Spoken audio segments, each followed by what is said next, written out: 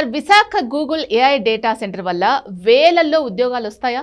విశాఖ ప్రతిష్ట పెరగడం మాట అటుంచి మనకి ఎంప్లాయ్మెంట్ జనరేషన్ ఎంతవరకు అవుతుంది? ఇప్పుడు ఎవరమో ఖచ్చితంగా ఇన్ని ఉద్యోగాలు వస్తాయని లెక్కలు వేయలేము. కానీ ఖచ్చితంగా పెరుగుతాయి కదా! ఇప్పుడు హైదరాబాద్‌లో మైక్రోసాఫ్ట్ వచ్చాక ఐటీ ఇకోసిస్టమ్ పెరగలేదా?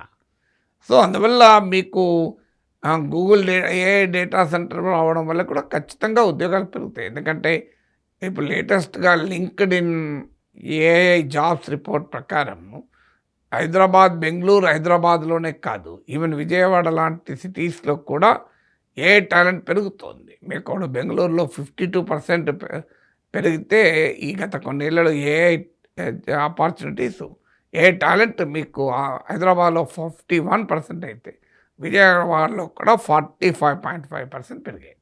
సో, అందువల్ల ఖచ్చితంగా మీకు ఆర్టిఫిషియల్ ఇంటెలిజెన్స్ విస్తరిస్తోంది ఇండియాలో.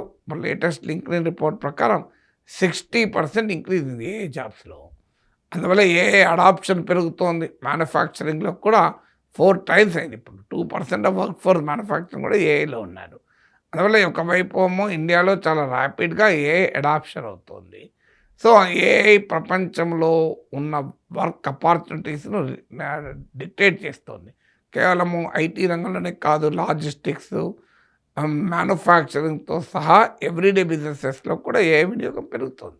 అందువల్ల ప్రపంచవ్యాప్తంగా ఏఐలో జాబ్స్ పెరిగినప్పుడు, సో అందులో AI data centre, Google AI data centre వచ్చినప్పుడు ఆటోమేటిక్గా ఒక ఇకోసిస్టమ్ క్రియేట్ అవుతుంది కదా. హైదరాబాద్ అనుభవం అదే కదా.